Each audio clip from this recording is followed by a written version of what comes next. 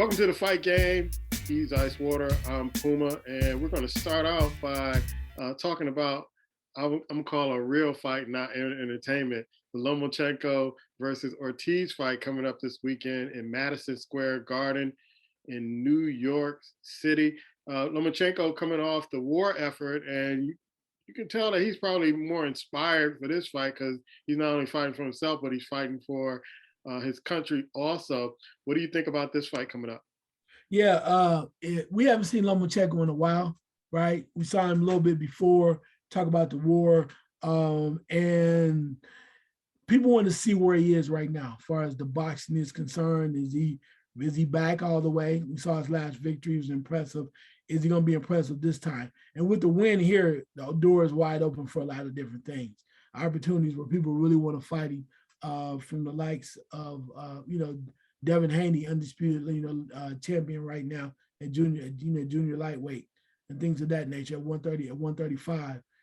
Opens the door for a lot of things too, even Shakur Stevenson, some other people too. A lot of people want a piece of Vasily Lomachenko. So I think it's important for him to be very impressive this week. So we'll be watching very closely because he wins this fight. A lot of big fights could be coming his way. Yeah, you have the tail of the tape, and he's 16-2, Lomachenko versus Ortiz, who is 15-0. Of course, Lomachenko has a bigger knockout rate, and even though they have 18, and Lomachenko has 18 bouts, Ortiz has 16 bouts.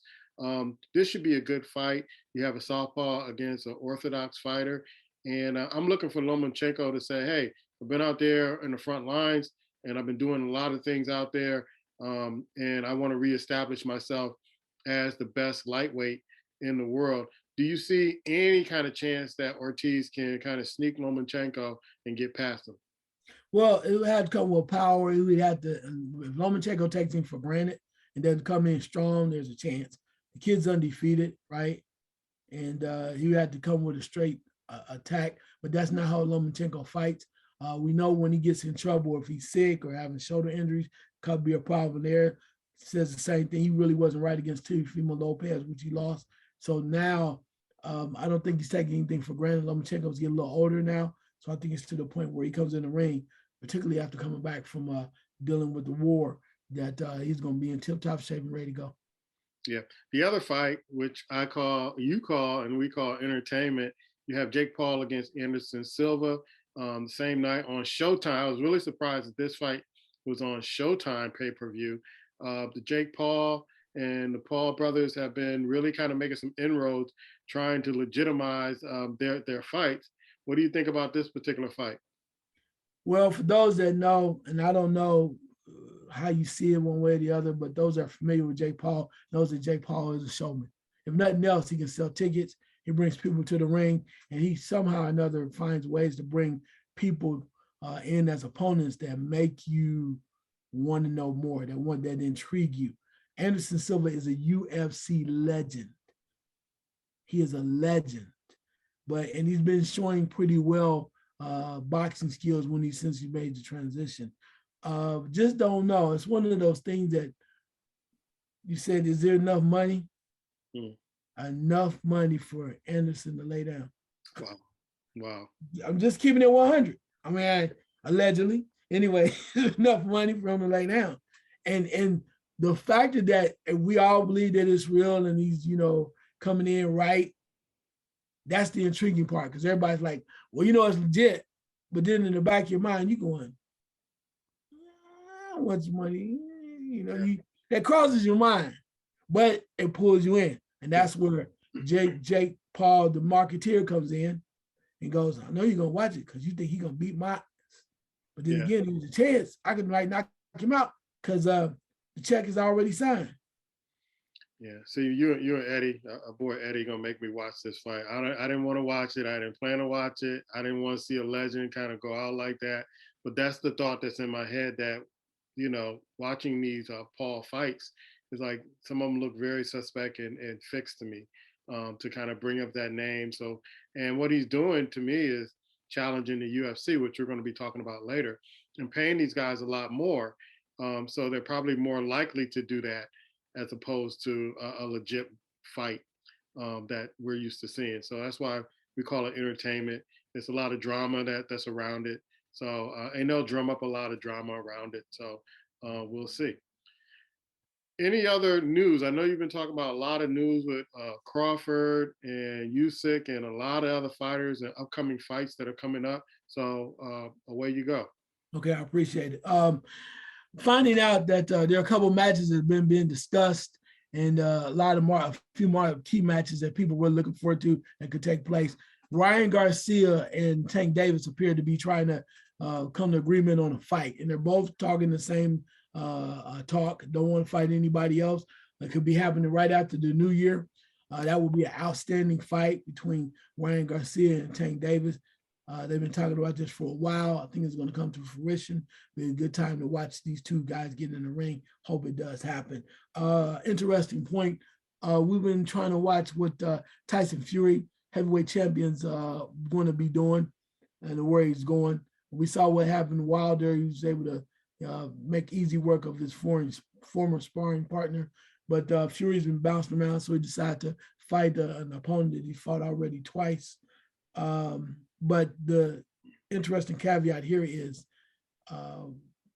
Fury was trying to fight Usyk, who holds the other belts for heavyweight division, and they didn't fight. They won't come together for whatever reason for this year because it's real quick. Fury wanted to fight Usyk in December, but Usyk now has made it plain. He says if he wins the fight, this upcoming fight, no bones about it, next year, he wants to fight Fury. Okay. He wants to fight Fury, and he wants to do it in the order. He wants to fight Fury. And he also says, since we going that way, after I dispose of Fury, I like it. I like it. I like it. After he says, after I dispose of Fury, then I want Wilder. Mm.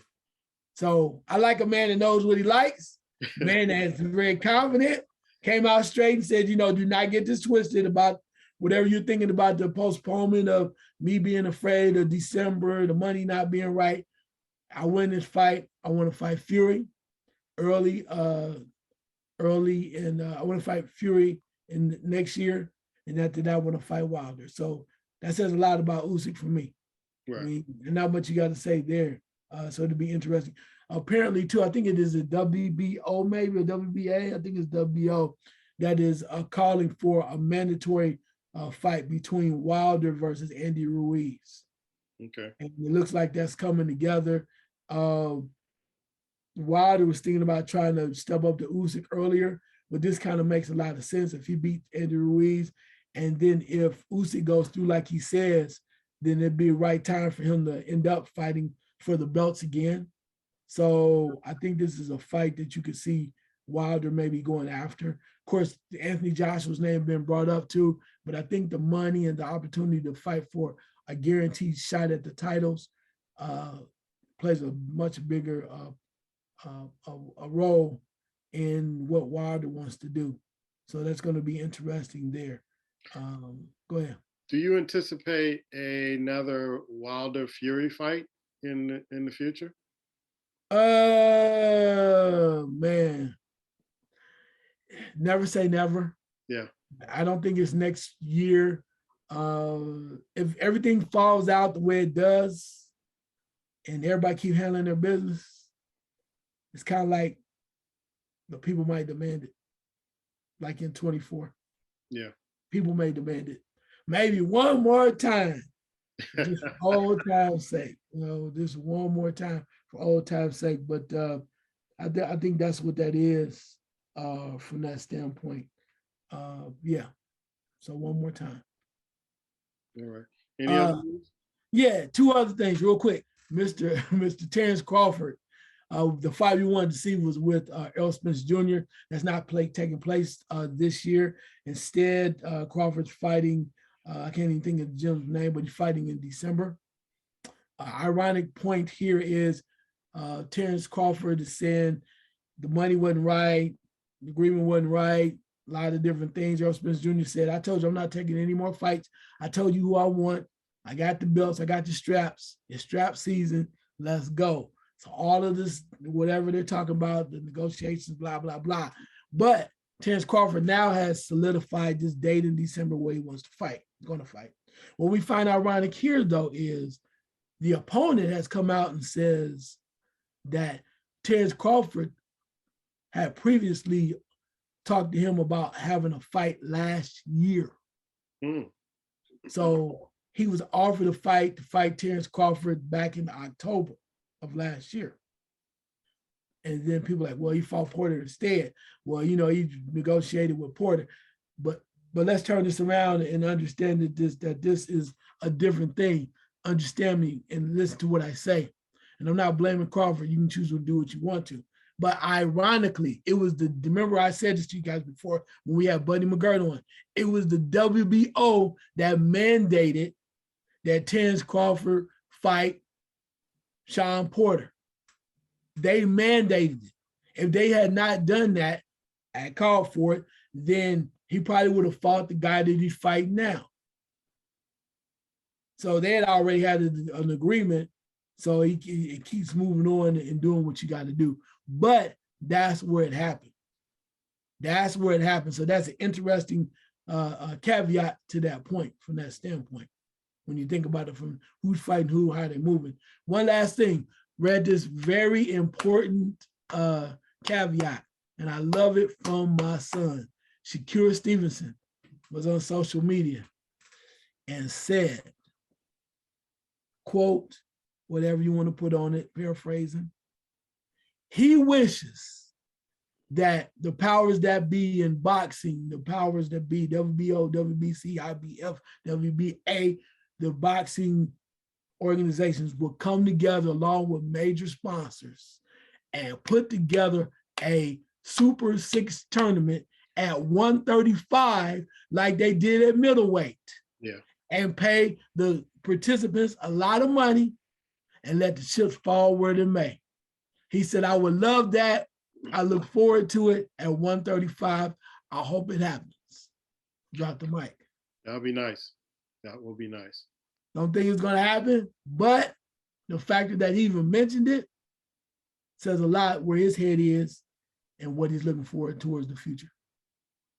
All right. So let's go into MMA. UFC 280 was last week. Everybody thought, including me, that Charles O'Leary would win in the lightweight main event, but it was Islam who took it and took it in a submission in round 2 with 3 minutes and 16 seconds of that round. Also, you had Sterling beating Dillashaw in their fight with a KO, TKO in the second round. And also with the bantamweight, you had Jan, who lost against Sean O'Malley in a no contest decision on the third round. Any of these fights kind of stand out to you? Because they were like crash, bash, submission, knockouts. It was kind of exciting to kind of watch the highlights. Yeah, well, Dillashaw is a little long in the tooth. We know that, and he was actually taken down. But the headliner, the main event, I always say this, and one thing about UFC, it does not disappoint. But the one thing UFC shows you, unlike anything else, unlike boxing often, and definitely unlike the stuff we call entertainment, one thing about UFC, what you believe and think is real, you just never know on the right night. It could be somebody's night. And I think that's what we're finding more and more about the UFC. There was a time in the UFC where certain people seemed invincible, right? When John Joe Bones was rolling for a while doing this thing, right? You saw little Mr. Johnson was doing this thing, right? You saw Conor McGregor running for a thing to that nature. But things change now. You know, when you saw our big fella, they got dropped recently, a couple months ago. Yeah. So anything is possible. So I love it. Even the Lion is taking an L till she came back and got her belts back. So anything is possible. I love it. That's what keeps UFC strong. Even though this is kind of UFC / not related, I'm gonna still flip back to boxing, but a little taste of USC, I want to say one thing very quickly. I hope Jake Paul wins the fight, whatever he has to do to pay Silva, whatever he got to do, allegedly, whatever he got to do to win that fight. Because he's been talking and running his mouth about he's a real fighter. And I don't know if he's not, because I'm not in the ring. I've never been in the ring, so I can't say that. But he's barking up a tree and he's about to bite off something that he may not be able to chew. And I'm going to say this, he's been saying if he wins this fight, he wants to box Nate Diaz. Oh. And I'm going to say this. I will say this loud and clear. That's not one dude that's going to take a payday. He's not going to take a payoff. Not going to take a payoff to lay down.